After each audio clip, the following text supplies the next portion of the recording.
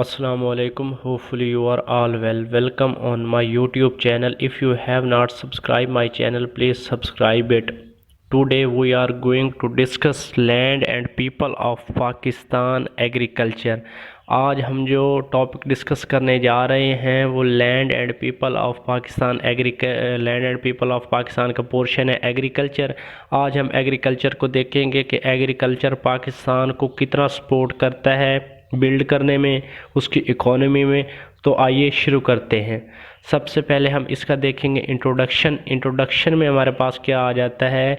Agriculture is an important sector of Pakistan economy. जो ज़राअत है पाकिस्तान की मईशत का एक इम्पोर्टेंट शोबा है। This sector directly supports to the country.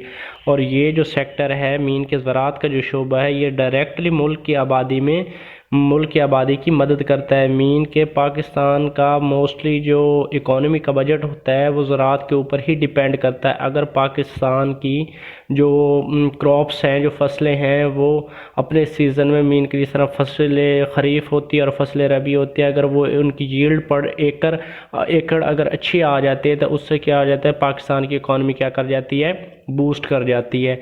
अब पाकिस्तान की जो मेन और मेजर क्रॉप्स हैं जिनको पाकिस्तान एक्सपोर्ट करता है और बहुत सारा ज़र मुबादला कमाता है और पाकिस्तान की इकोनॉमी इससे स्ट्रॉन्ग होती है, उसमें जो है कॉटन है, कपास आ जाती है हमारे पास, गंदम आ जाती है हमारे पास, चावल है, शुगर कैन हो गया, गन्ना हो गया, फ्रूट्स हो गए और वेजिटेबल्स हो गए। नेक्स्ट हमारे पास क्या है, in total the agriculture sector contribute 18.5% to the country GDP out of the total area of 79.6 million hectares. 22.1 million hectares are cultivated. The rest of territory is compared of cultivable waste, populated forest and range land. अब इसमें क्या है कि मजमूई तौर पर ज़राअत का शोबा मुल्क का जो जीडीपी है उसमें 18.5 हिस्सा डालता है। मीन के जो सालाना जो जीडीपी बनता है उसमें जो ज़राअत का जो शोबा है ओनली जो मतलब कि एग्रीकल्चर है, जो एग्रीकल्चर सोसाइटी है वो 18.5% जीडीपी पाकिस्तान की इकोनॉमी में डालता है। जबकि पाकिस्तान की जो टोटल मतलब कि जो एरिया है जिस पे काश्त की जा सकती है, जिसको फार्मिंग के लिए हो गया, क्रॉप्स के लिए हो गया, उस ज़मीन को, लैंड्स को यूजेबल बनाया जा सकता है, वो है हमारे पास टोटल 79.6 मिलियन हेक्टर। और अब इसमें से जो यूज़ हो रही है, जो मतलब कि ज़राअत के पेशे में जो ज़मीन यूज़ हो रही है वो ओनली 22.1 मिलियन हेक्टर है, जिसको इस्तेमाल करके पाकिस्तान की इकोनॉमी को स्ट्रॉन्ग किया जाता है, स्टेबल किया जाता है और बहुत सारे फार्मर उससे क्या कर रहे हैं, मुस्तफ़ीद हो रहे हैं। और जो बाकी का एरिया है उसमें क्या आ जाता है, गुंजान आबाद इलाके आ जाते हैं, जंगलात आ जाते हैं और रेंज लैंड पर मुश्तमिल है। तो लिहाजा ये एक बड़ा मेजर इफ़ेक्ट है। अगर जो एरिया बच जाता है ज़मीन का जिस पे मतलब कि काश्त नहीं हो रही, अगर उसको भी काश्त में इन्वॉल्व कर लिया जाए तो जहाँ 18.5% है वहाँ पे ये 50 से या 60 से भी इंक्रीज़ कर सकता है। तो लिहाजा हुकूमत को चाहिए कि इस चीज़ पे फोकस करें। नेक्स्ट जो हमारे पास आ जाता है वो आ जाता है problems related to the agriculture, कि क्या प्रॉब्लम है जिससे एग्रीकल्चर को इशू आता है, उनकी किसानों की फसलें तबाह हो जाती हैं। फर्स्ट पे हमारे पास जो आ जाता है वो है लैक ऑफ एजुकेशन। क्या है कि तालीम की कमी। अब वो पुराने दौर चले गए, आजकल वेल एजुकेटेड अगर नौजवान फार्मिंग या एग्रीकल्चर करेंगे तो उससे क्या होगा, उनको भी ज़्यादा फ़ायदा होगा जो कर रहे हैं और मुल्क को भी ज़्यादा फ़ायदा होगा। नेक्स्ट सेकंड पे हमारे पास जो आ जाता है वो फॉलोइंग ऑफ ओल्ड ट्रेडिशन। अब इसमें क्या है कि आजकल मुख्तलिफ इलाका जात में पुराने दौर के तौर तरीके इस्तेमाल किए जाते हैं। मीन के पानी के लिए वो ट्यूबवेल का इस्तेमाल किया जाता है और वो कुएं का इस्तेमाल किया जाता है कहीं कहीं पे। आज आप जदीद दौर में आके देखें तो मोटरें आ गई हैं। और उसके बाद जो मोस्टली जो आजकल ट्रेंड चला हुआ है वो सोलर सिस्टम का है, और वो क्या है, इतना कॉस्टली भी नहीं है। एक बार कॉस्ट पड़ती है उसके बाद किसान के लिए आसानियाँ ही आसानियाँ हैं।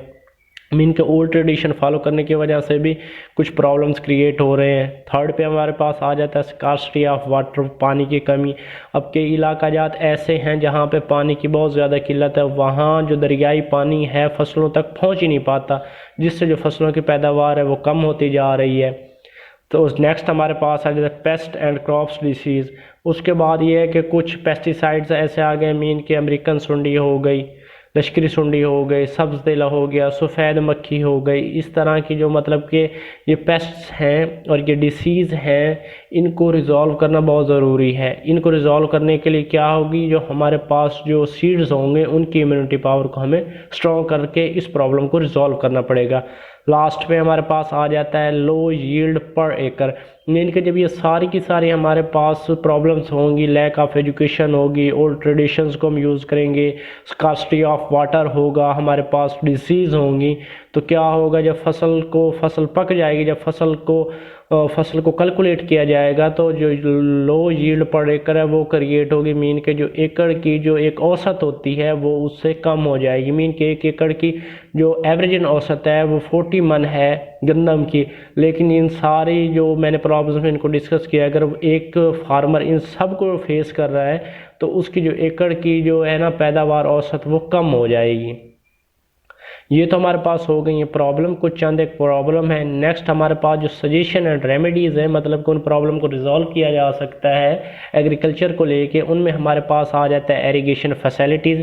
जिस तरह पहले मैंने कहा है कि पानी का निज़ाम नहीं, एरीगेशन फैसिलिटीज़ जिन ज़मीनों को दरियाई पानी नहीं पहुंच पाता, इरिगेशन डिपार्टमेंट को चाहिए कि कोई ना कोई उसके बारे में हल निकालें और जो नहरों का रुख है उस रकबे की तरफ मोड़ दें जहां पे बहुत सारी ज़मीन हो और जो कि पानी की किल्लत से महरूम हो।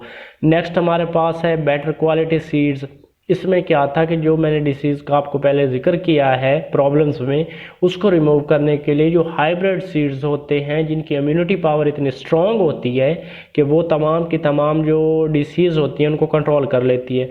थर्ड पे हमारे पास आ जाता है गवर्नमेंट कोऑपरेट विद फार्मर। अब इसमें ये एक सजेशन है कि जो गवर्नमेंट का एग्रीकल्चर डिपार्टमेंट है उसको चाहिए कि वो फार्मर के साथ फ्रेंडली कांटेक्ट करे और उसको डिटेल बताता रहे कि अब ये बीमारी आ रही है, अब ये आ रही है, अब आप ये काम करें, अब आप ये काम करें। क्योंकि कुछ फार्मर होते हैं उनके पास एजुकेशन इतनी नहीं होती, वो चीज़ों को अच्छी तरह से अंडरस्टैंड नहीं कर सकते, तो लिहाजा ये गवर्नमेंट का राइट बनता है कि वो जो फार्मर हैं उनको फैसिलिटीज़ प्रोवाइड करे। फोर्थ पे हमारे पास आ जाता है यूज़ ऑफ फर्टिलाइज़र्स। अब इसमें क्या है कि खाद का इस्तेमाल का तो हर किसी को पता है कि वो आपकी फसल को स्ट्रॉन्ग करेगा, उससे आपकी पैदावार अच्छी होगी, ज़मीन को ज़रख़ेज़ करेगा। लेकिन राइट टाइम पे राइट फर्टिलाइज़र को डालना फसल में ये बहुत ज़्यादा इंपॉर्टेंट है। और ये कौन हमें आगाह कर सकते हैं, ये जो है गवर्नमेंट्स के जो डिपार्टमेंट्स हैं एग्रीकल्चर, वो ही हमें ये इंफॉर्मेशन प्रोवाइड कर सकते हैं कि आप इस मौसम में इस फसल के लिए अब ये वाला फर्टिलाइज़र मीन के यूरिया डालें या फिर कैल्शियम अमोनियम नाइट्रोफास डालें या हम डीएपी डालें। तो ये एक करेक्ट टाइम पे करेक्ट फर्टिलाइज़र का इस्तेमाल भी, ये भी एक बहुत ज़्यादा आपका जो यील्ड पर एकड़ है उसमें क्या कर सकता है, इंक्रीमेंट कर सकता है। लास्ट पे हमारे पास आ जाता है मोस्ट इम्पॉर्टेंट टॉपिक है, वो है हायर एजुकेशन लेवल। मीन के जो बंदा भी, जो नौजवान भी अगर एग्रीकल्चर के फील्ड से रिलेटेड है तो उसकी जो एजुकेशन है वो कुछ हायर होनी चाहिए ताकि वो चीज़ों को अंडरस्टैंड कर सके। जिस तरह के मैंने आपको बताया कि जो डिसीज़ चल रही हैं, जिस तरह के सीड्स होते हैं, फर्टिलाइज़र्स होते हैं, स्प्रे होती हैं, तो इन तमाम चीज़ों को वो अंडरस्टैंड कर सके। तो हाई एजुकेशन लेवल होना बहुत ज़्यादा ही इम्पोर्टेंट है। तो आज का जो हमारा लेक्चर था land and people of Pakistan का जो पोर्शन था एग्रीकल्चर, वो यहाँ पे आके मुकम्मल हो जाता है। उम्मीद करता हूँ कि मेरा जो आज का लेक्चर है वो आपको पसंद आ गया होगा। अगर पसंद आ गया हो तो प्लीज़ इसको लाइक कर दें, शेयर कर दें, सब्सक्राइब कर दें। आपके एक लाइक से, एक सब्सक्राइब से हमें बहुत ज़्यादा एनर्जी मिलती है, जिससे हम नेक्स्ट वीडियो बनाने में हमें एक मोटिवेशन मिल जाती है। दुआओं में याद रखिएगा। वस्सलाम।